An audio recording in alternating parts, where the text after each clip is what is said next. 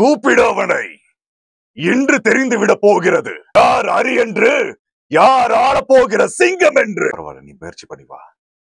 கண்டிப்பா உன்னால அது முடியும். எப்பவுமே யோசிச்சுக்கிட்டு இருந்தா மட்டும் அந்த வேலையை செஞ்சு முடிக்க முடியாது. அதுக்கான முயற்சியை பண்ணா மட்டும்தான் அந்த இலக்கை உன்னால அடைய முடியும். அதுலயே ஆவேசம்னு ஒரு படம் ஆமா, வந்தது. ஆவேசம். அதுவும் நீங்க தான் ஆமா, பேசுறீங்க. தமிழ் வெர்ஷன். எம்ஜே கிரியேஷன்ஸ் நேயர்கள் எல்லாருக்கும் உங்க டப்பிங் ஆர்டிஸ்ட் ராமுடைய பணிவான வணக்கங்கள். நீண்ட இடைவெளிக்கு பிறகு உங்க எல்லாரையும் சந்திக்கிறதுல ரொம்ப சந்தோஷம். ரொம்ப நாள் கேப் விட்டுட்டோம், இனிமே இந்த கேப் இருக்காது.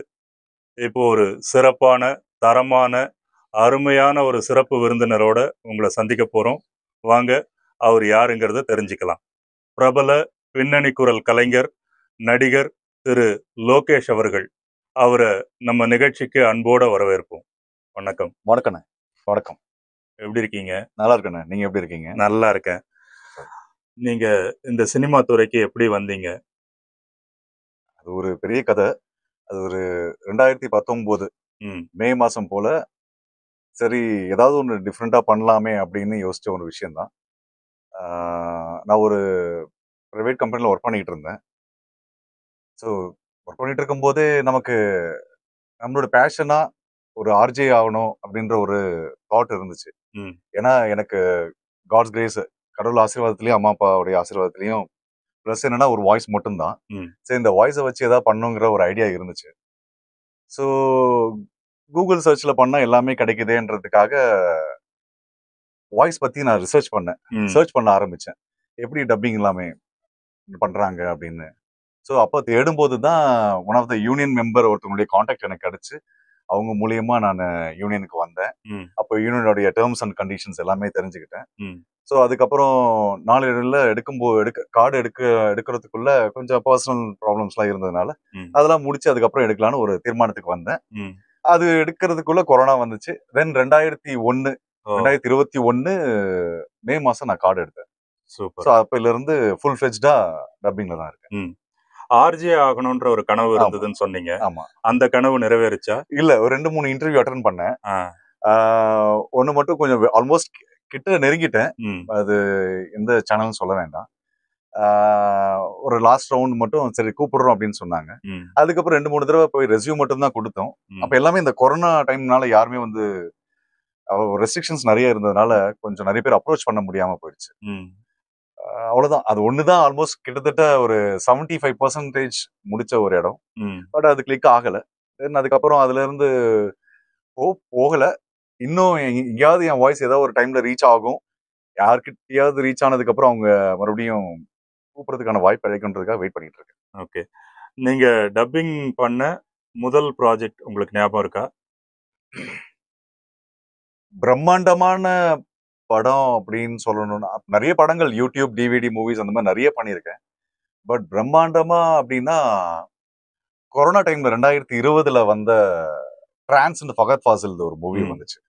அதுல வந்து தமிழ்ல நான் தான் டப் பண்ணியிருந்தேன் ஃபகத் ஃபாசில் சாருக்கு.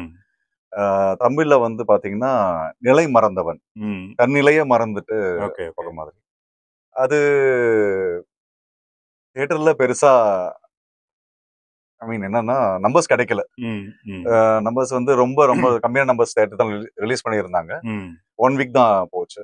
அது எனக்கு எவ்வளவு தூரம் நிறைய பேருக்கு இன்னும் தெரியாது, அது நான் தான் பேசியிருக்கேன் அப்படின்னு. யூனியன் மூலமா நான் முத யூனியன்ல அப்ரோச் பண்ணும்போது என்ன யூனியன் மூலியமா கூட்டிட்டு போய் வாய்ஸ் டெஸ்ட் எல்லாம் பண்ணாங்க. அது தடவை வாய்ஸ் டெஸ்ட் பண்ண ஒரு அனுபவமே அது வந்து ஒரு என்ஜிசின்னு நினைக்கிறேன். அது ஒரு டிராவல் பண்ற மாதிரி. நம்ம இந்தியால இருக்கிற ஏதோ ஒரு டிராவல் ரிசர்ச் மாதிரி. அதுல ஒரு போஸ்டுக்கு தான் பேசியிருந்தேன். ஃபர்ஸ்ட் இதுவே நல்லா இருந்துச்சுன்னு சொன்னாங்க. அது ஒரு பிளெஸிங் தான் எனக்கு. நல்லா இருந்துச்சுன்னு சொன்னாங்க. அதுக்கப்புறம் நிறைய நீங்க ஒரு டப்பிங் ஆர்டிஸ்டா இருக்கிறதுனால உங்களை ஒரு இன்ஸ்பயர் பண்ணிருக்கோம் இல்லையா ஒரு வாய்ஸ்? ஆமா, அது டப்பிங்ல இருக்கணும்ன்றது இல்ல, வேற யாராவது செலிபிரிட்டியா இருக்கலாம், கண்டிப்பா இல்ல ஒரு ஆர்டிஸ்டா இருக்கலாம். அந்த ஒரு வாய்ஸ் கேட்டு ஆஹா செம்மையா இருக்கு அப்படின்னு. ஆமா, கண்டிப்பா அது நிறைய இருக்கு. ஆனா குறிப்பிட்டு சொல்லக்கூடாது. ஏன்னா அதுல நீங்களும் இருக்கீங்க. சோ அதனால வந்து நான் ஒவ்வொருத்தரும் பேர் சுட்டி தனியா சொல்லும் போது அது இல்ல அதனாலதான் நான் வந்து நடிகர்களா இருந்தாலும் சரி, இப்ப சில பேருக்கு பாத்தீங்கன்னா ரகுவரன் சாருடைய ஸ்டைல் எனக்கு ரொம்ப பிடிக்கும், வாய்ஸ் ரொம்ப பிடிக்கும். கண்டிப்பா அந்த மாதிரி ஸ்பெசிபிக்கா இப்ப டப்பிங் ஆர்டிஸ்ட் ஆகணும்னு நினைச்சும் போது யாராவது அந்த மாதிரி ஒரு ஸ்பெசிபிக்கான வாய்ஸ் நமக்கு ஆஹா இந்த மாதிரி இருந்தா நல்லா இருக்குமே அப்படின்னு யோசிச்சீங்களா? கண்டிப்பா அது இருக்கு. ஃபர்ஸ்ட் வந்து எம்எஸ் பாஸ்கர் சார், அந்த சூப்பர். அப்புறம் எம்ஆர் ராதா சார் வந்து ஒவ்வொரு படத்துலயும் டிஃப்ரெண்டா அந்த குரல்ல மாத்தி. நீங்க வந்து கார்ட்டூன்கள் நிறைய பேசிருக்கீங்க. கார்ட்டூன்கள் இப்போ அதுல வந்து ஷின்சான் அதுல வந்து அந்த ஹாரிக்கு பேசிருக்கீங்க. அப்பா கேரக்டர் ஹாரிக்கு பேசிட்டு இருக்கேன். அது பயங்கர ஃபேமஸான ஒரு கார்ட்டூன். ஹாரிக்கு உங்களுக்கு முன்னாடி பேசினவர் அருண் அலெக்சாண்டர். ஆமா, அவர் கூட பழக்கம் இருக்கா உங்களுக்கு? பழக்கம் இல்ல, அண்ணன் தெரியும், பாத்துருக்கேன், 2-3 தடவை பாத்துருக்கேன். பட் அண்ணன் அந்த கொரோனா டைம்ல தான் திறமையான டப்பிங் ஆர்டிஸ்ட், ரொம்ப திறமை, என்னுடைய நெருங்கிய நண்பர். அவர் பேசின கேரக்டர் நீங்க பேசுறது வந்து பெரிய நிஜமா. ஆக்சுவலா இது வந்து எனக்கு ஆடிஷன் கூப்பிடும் போதே சொன்னாங்க இந்த மாதிரி யார் பேசிட்டு இருந்தா தெரியுமா அப்படின்னா, தெரியும் அண்ணன் தான் அப்படின்னு சொன்னேன். எனக்கு என்னன்னா உன்னோட வாய்ஸ் ஃபுல்லா மேட்ச் ஆகறனால ஒரு சிமிலாரிட்டி இருக்குன்ற ஒரு நம்பிக்கைனாலதான் கூப்பிடுறேன்னு சொல்லிதான் ஆடிஷன் எடுத்தாங்க. தென் கொடுத்தேன். தென் டில் நவ் போய்கிட்டு இருக்கு. Super super. அது மட்டும் இல்லாம தமிழ் மட்டும் இல்லாம இவர் தெலுங்குலயும் பேசிக்கிட்டு இருக்காரு. தெலுங்கு ஷின்சான் நீங்க தான் பேசுறீங்க. தெலுங்கு ஷின்சான் அந்த ஹாரிக்கு தான் நான் தான் பேசிட்டு இருக்கேன். Super super. அதே மாதிரி நிறைய படங்கள், இப்போ நிறைய படங்கள்ல உங்களுடைய வாய்ஸ் கேட்கிறேன். உங்களுடைய இதுல இந்த மனோ சார்லாம் ஆக்ட் பண்ணிருப்பாரு ஒரு படம். மனோ சாரு, ராஜா ரவீந்தர், நீங்க ஒரு கேரக்டர் பேசிருப்பீங்க. நான் ராஜா ரவீந்தர் சாருக்கு பேசினேன் தெலுங்கு படம் கிரேசி அங்கிள். ஆமா அஜய் அவர் கேரக்டர் பேர் எனக்கு தெரியும், அஜய் நேம். அதுவும் சூப்பரா. மசாக்கான்னு சொல்லிட்டு சந்தீப் கிருஷ்ணன் நடிச்ச படம். கிரேசி அங்கிள்னு படம் செம்ம. அது கிரேசி அங்கிள், அது கிரேசி அங்கிள். Okay okay. ஏன்னா ராஜா ஆர்டிஸ்ட் பேர் ஞாபகம் இல்ல. அது நல்ல செம்ம. அதே மாதிரி இப்போ சமீபத்துல பெரிய ஹிட் ஆன படம் வந்து நரசிம்மர், மகாவதார் நரசிம்மா. அதுல வந்து ஹிரண்யனுக்கு பேசிருக்கீங்க, ஹிரண்யகசிபுக்கு பேசிருக்கீங்க. ரொம்ப அருமையா இருந்தது, வாழ்த்துக்கள். படமே ரொம்ப பிரமாதமா இருந்தது. தேங்க்யூ. அதுல ஏதாவது ஒரு டயலாக் பேசி காட்டுங்க. சரி, ஓகே. லாஸ்ட்ல அந்த நரசிம்மர் வர டைம்ல ஒரு டயலாக் ஒன்று. அப்போ பிரகலாதன் பேசி முடிச்ச உடனே நம்ம சொல்லணும், ஒரு ஹிரண்யகசிபு சொல்லுவாரு, கூப்பிடவனை இன்று தெரிந்து விட போகிறது யார் அரி என்று, யார் ஆள போகிற சிங்கம் என்று. இங்க கேட்கும் போது இப்படி எனக்கு ஒரு மாதிரி கூஸ் பம்ப்ஸ் ஆகுது. தியேட்டர்ல எப்படி இருந்திருக்கும்? தியேட்டர்ல போய் ரசிச்சீங்களா? நான் ரசிச்சேன். ஃப்ரெண்ட்ஸோட ஒரு தடவை போயிருந்தேன். ஃபர்ஸ்ட் டைம் லைஃப்ல அம்மாவை நான் தியேட்டர் கூட்டிட்டு போய் பார்த்த படமும் இது. Super super. நானும் ரொம்ப பெருமைப்பட்டிருப்பாங்க. கண்டிப்பா ரொம்ப பெருமைப்பட்டாங்க. அம்மா கிட்ட கேட்டேன் வெளியே வந்தோன்னே, எப்படிமா இருக்கு? நல்லா இருக்கு. ஆனா ரொம்ப சந்தோஷம். அதே மாதிரி இப்போ வந்து பயங்கர ட்ரெண்டிங்கா போயிட்டு இருக்கிறது இந்த அனிமே. அனிமேல வந்து டீமன் செயிலர்னு போட்டு. Demon slayer. ஸ்லேயரா? நான் ஏதாவது தப்பா சொல்றேன். Demon slayer. Okay okay.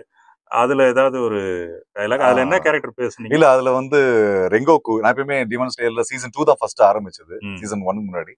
அதுல வந்து ரெங்கோக்கு பேசியிருந்தேன். அதுல டயலாக் உங்களுக்கு ஞாபகம் இல்ல? பரவாயில்ல. இல்ல ஞாபகம் இருக்காது. ஆஸ் டப்பிங் ஆர்டிஸ்டா அதை என்னால உணர முடியும். என்ன பார்த்து ஏதாவது எப்படிடா இருக்கு அந்த மாதிரி அந்த கேரக்டர் பேசுற மாதிரி கேட்டா கூட ஓகே. அந்த டீமன் ஸ்லேயர்ல ரெங்கோக்கு டயலாக் கேக்குறீங்க, பட் டயலாக் ஞாபகம் இல்ல. பட் அந்த வாய்ஸ்ல ஏதோ டயலாக் பேசுறேன். பரவாயில்ல, நீ முயற்சி பண்ணி வா, கண்டிப்பா உன்னால அது முடியும். எப்பவுமே யோசிச்சுக்கிட்டு இருந்தா மட்டும் அந்த வேலையை செஞ்சு முடிக்க முடியாது. அதுக்கான முயற்சியை பண்ணா மட்டும்தான் அந்த இலக்கை உன்னால அடைய முடியும். ஃபஹத் ஃபாசிலுக்கு பேசிருக்கிறதா சொன்னீங்க இல்லையா? அதுலயே ஆவேசம்னு ஒரு படம். ஆமா, ஆவேசம் நீங்க தான். ஆமா, தமிழ் வெர்ஷன். ஆக்சுவலா 2 டீம் பண்ணிருந்தாங்க. ஒன்னு வந்து நம்ம விஜய் சூப்பர் பிளாட்ஃபார்முக்கும், இன்னொரு வந்து அமேசான் நினைக்கிறேன். 2 பிளாட்ஃபார்ம் பண்ணிருந்தாங்க. சோ விஜய் சூப்பர்ல ஸ்ட்ரீம் ஆகுறதுக்கு நான் தான் பேசியிருந்தேன் சார். அது அவங்க ஃபகத் சார் டீம் அவங்க வாய்ஸிஸ்ட் பண்ணியிருந்தாங்க. தென் அப்ரூவ் பண்ணாங்க. தென் ப்ராஜெக்ட் பண்ணும்போது நம்ம கோஆர்டினேட்டர் சசி அண்ணா அவங்களுக்கு கால் வச்சிருந்தாங்க. கால் வச்சிருக்கும் போது இந்த மாதிரி டீம் சொன்னாங்களாம், ஃபகத் ஃபாசில் சார் வந்து பர்சனலா யார் வந்து எனக்கு டப் பண்ணாங்களோ அவங்களுக்கு என்னுடைய விஷஸ் சொன்னதா சொல்லுங்க அப்படின்னு சொன்னாங்க. சூப்பர். அண்ணா அடுத்த நாள் எனக்கு ஃபோன் பண்ணி சொன்னாரு. Very good. தேங்க்யூ.